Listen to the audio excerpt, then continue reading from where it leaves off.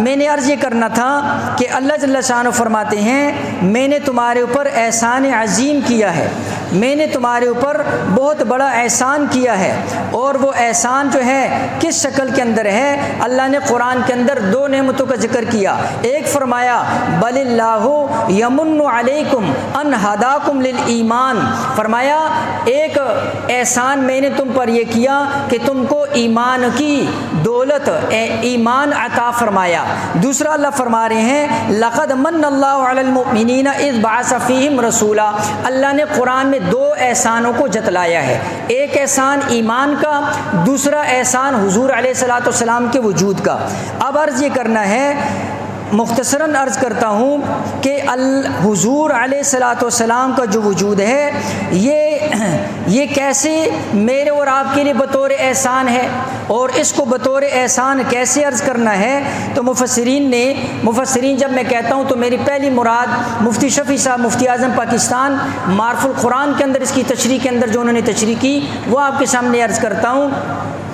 حوالہ بھی اس لیے عرض کرتا ہوں تاکہ بعد میں جو ہے کوئی یہ نہ کہے کہ بھائی اپنی طرف سے تشریح ہے، اپنی طرف سے کچھ نہیں ہے، ہمارے پاس ہے ہی کچھ نہیں، ہمیں جو بھی ملا جہاں سے بھی ملا اپنے بڑوں سے ملا ہے، اپنے اکابر سے ملا ہے، اور ہم اس کے اوپر فخر کرتے ہیں اور اللہ کا احسان سمجھتے ہیں کہ اللہ رب العزت نے ہماری نسبت جو ہے ایسوں کے ساتھ جوڑی ہے، اللہ نے ہمیں ایسے صف کے اندر شامل کیا ہے، اللہ نے ہمیں ایسی نسبت عطا فرما دی ہے کہ جن کی زندگیاں جو ہیں وہ ایسی سنت کے مطابق ہوتی تھیں کہ ان کو دیکھ کر جیسے انور شاہ کشمیری رحمۃ اللہ علیہ کے بارے میں آتا ہے، فرمایا چل رہے ہیں ایک ہندو سکھ کی نظر پڑی اور صرف نظر پڑتے ہی کلمہ پڑھ لی، صرف نظر پڑتے ہی کلمہ پڑھ لیا۔ کسی نے اس سے پوچھا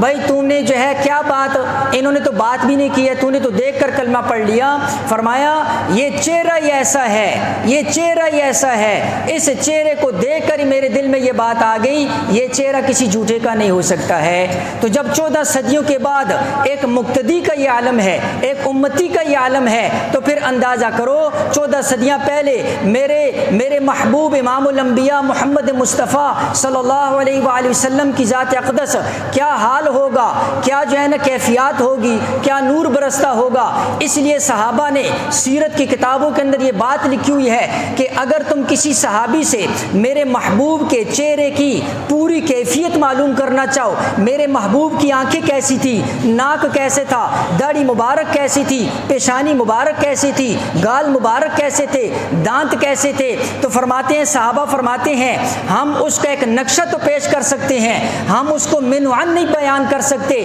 اس لیے کہ کسی صحابی کے اندر اتنی جرأت نہیں ہوتی تھی کہ وہ حضور کے چہرے کے اوپر ایسی نظر جما سکے اور نظر جما کر دیکھ سکے۔ میرے محبوب کے چہرے پر اللہ کی طرف سے ایسے نورات برستے تھے۔ میں نے عرض کیا کہ حضور علیہ الصلوۃ والسلام کو اللہ فرما رہے ہیں ایمان والوں پر بہت بڑا احسان عظیم ہے، ایمان والوں پر بہت بڑا احسان عظیم ہے۔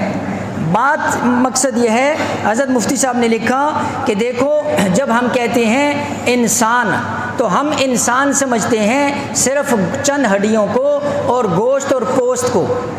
یہ انسان نہیں ہے، انسان کی حقیقت روح ہے، انسان کا اصل اور اس کی حقیقت روح ہے۔ جب تک روح ہے انسان کے حقوق ہیں، جب روح نکل جاتی ہے اس انسان کے حقوق بھی سلب ہو جاتے ہیں، پھر مال اس کا نہیں ہے، جائیداد اس کی نہیں ہے، نام اس کا نہیں ہے، اس لیے اصل روح ہوتی ہے۔ انبیاء علیہ الصلوۃ والسلام جو آتے ہیں وہ انسانوں کی روح کی تربیت کرتے ہیں، انسانوں کے جسموں کی تربیت پر نہیں، ان کی جو نظر ہوتی ہے وہ انسانوں کی روح کے اوپر ہوتی ہے۔ اس لیے جتنے بھی انبیاء آئے وہ انسانوں کی روح کی تربیت کیا کرتے تھے۔ اور اگلی بات حضرت نے یہ لکھی حضور علیہ الصلوۃ والسلام امام الانبیاء ہیں، سارے نبیوں کی امامت اور سیادت یہ حضور علیہ الصلوۃ والسلام کے سر کے اوپر اس کا تاج ہے۔ فرمایا جس طرح حضور نبیوں کے امام ہیں اسی طرح حضور انسانوں کی تربیت کرنے کے اندر بھی سارے نبیوں کے امام ہیں۔ جس طرح حضور انبیاء کے امام ہیں اسی طرح حضور انسانوں کی تربیت کے اندر بھی سارے انبیاء کے امام ہیں۔ اور اس بات کو آپ مجھ سے اس لیے بھی جو ہے میرے ساتھ اس کا وہ کریں گے کہ حضور نے جن انسانوں کی تربیت کی ہے، میں نے آپ کے سامنے چند نام لیے ابھی تھوڑی دیر پہلے، چند صحابہ کا تذکرہ کیا، اس میں نے صدیق اکبر رضی اللہ تعالیٰ عنہ کا تذکرہ کیا۔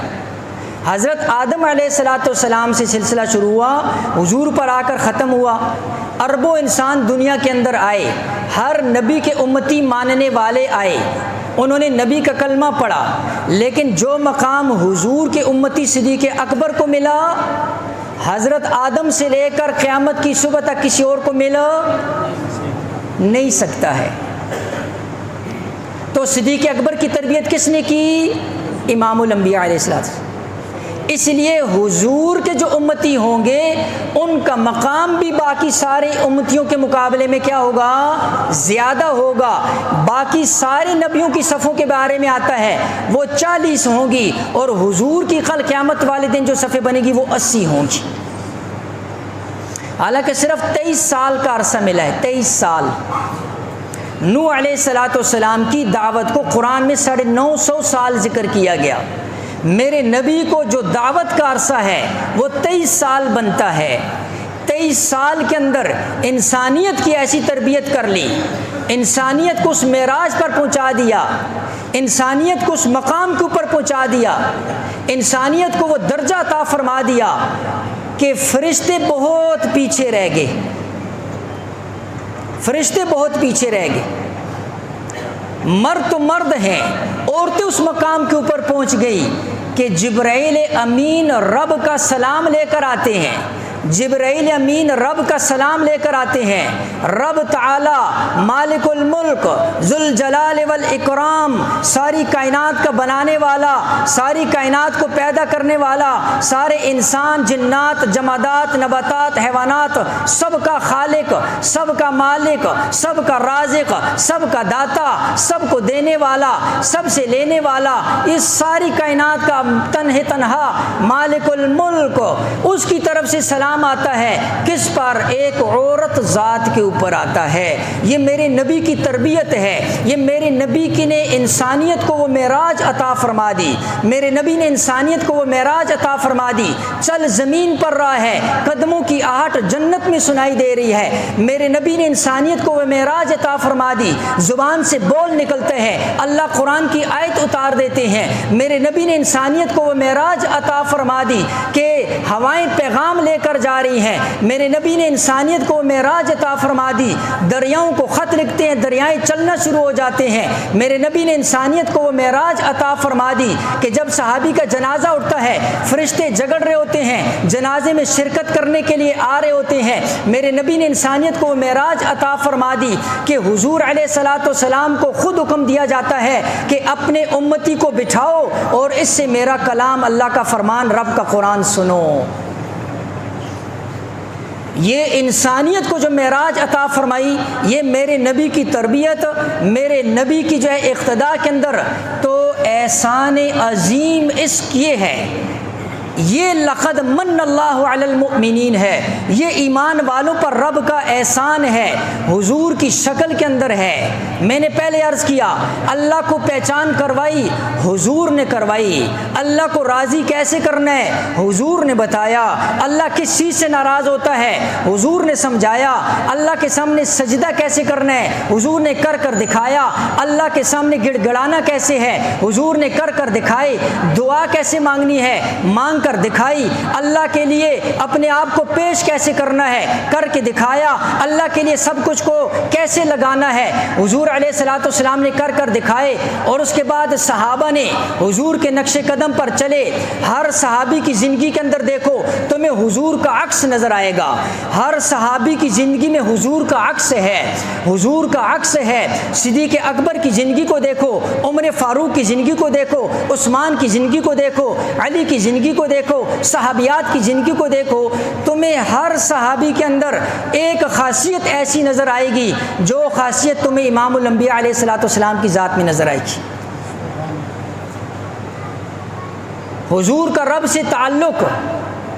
حضور کی اللہ پر سب کچھ قربان کرنا، اس کا عکس دیکھنا ہے۔ صدیق اکبر کو دیکھو، حضور کی عدالت کا عکس دیکھنا ہے۔ عمر فاروق کو دیکھو، حضور کی حیا کا عکس دیکھنا ہے۔ عثمان غنی کو دیکھو، حضور کی شجاعت کا عکس دیکھنا ہے۔ علی المرتضیٰ کو دیکھو،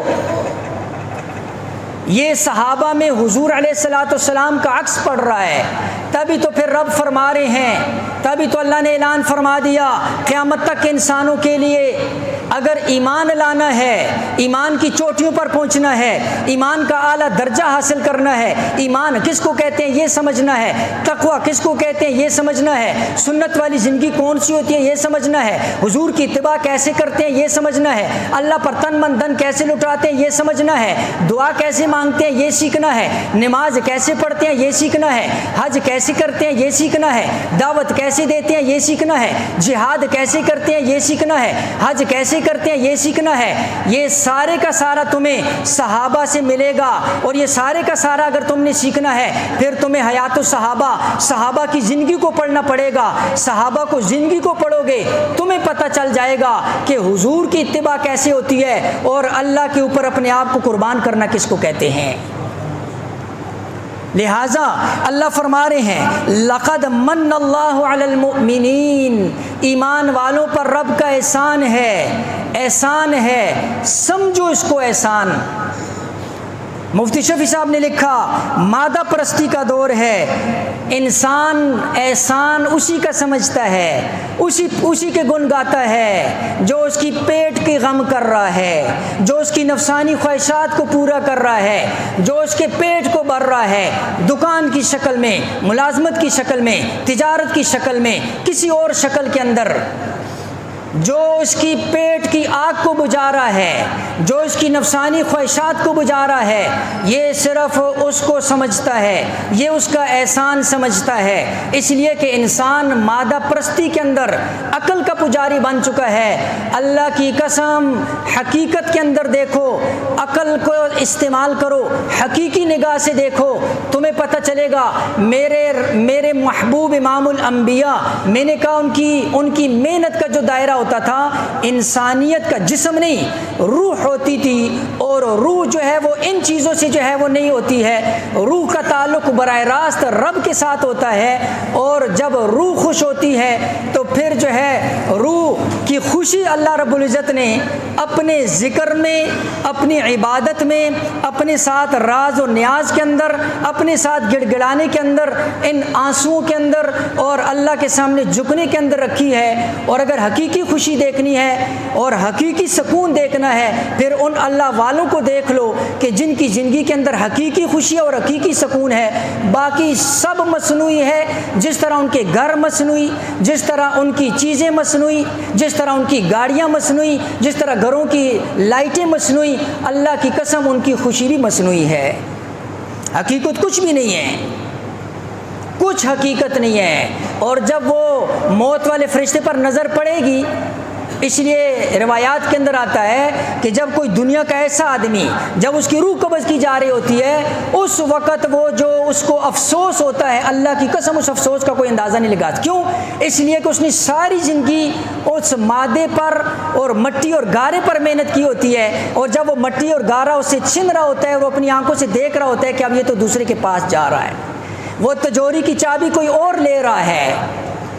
وہ جائیداد کا وارث کوئی اور بن رہا ہے، وہ گھر کے اندر کوئی اور جو ہے نا جی کمرے کے اوپر لڑ رہا ہے، اولاد میں لڑائیاں شروع ہو چکی ہیں۔ اب اس کو جب بیماری آتی ہے اسی وقت اس پر احساس ہو جاتا ہے۔ اور آج کل کے دور کے اندر، آج کل تو بیماری نہ بھی آئے، تھوڑی سی کمزوری آ گئی، ابھی مرا نہیں ہے، زندہ ہے، لیکن تھوڑی سی کمزوری آ گئی، ہاتھوں میں طاقت کمزور ہو گئی، بات میں قوت کم ہو گئی، ابھی سے یہ احساس ہو جاتا ہے کہ جوان اولاد کیسے پھٹی آنکھوں سے اس کو جو ہے نا جی دیکھ رہی ہوتی، ابھی سے اس کو پتہ چل جاتا ہے۔ لیکن پھر بھی سمجھ نہیں ہے، پھر بھی کہہ رہے نہیں ابھی وقت ہے، ابھی وقت ہے، ابھی وقت ہے، ابھی میں نے موت کے فرشتے کو آنکھوں سے نہیں دیکھا۔ کب؟ جب آنکھوں سے دیکھ لو گے، جب اسرائیل علیہ السلام سر کے اوپر آ جائے گا، اس کے بعد توبہ کرو گے، اس کے بعد اللہ کے راستے میں دینا شروع کرو گے، اس کے بعد جو ہے نا جی اللہ کے راستے کے اندر جانا شروع کرو گے، کیوں اس وقت کا انتظار کر رہے ہو؟ ابھی سے ساری چیزیں سامنے ہیں۔ تو میں نے عرض کیا حضور علیہ الصلوۃ والسلام کی ذات یہ ایمان والوں کے لیے احسان عظیم ہے۔ اسی سے انشاءاللہ پھر اگلی بات شروع کریں گے۔ اللہ جل شانہ سمجھ کر عمل کی توفیق دے۔ وآخر دعوانا الحمدللہ۔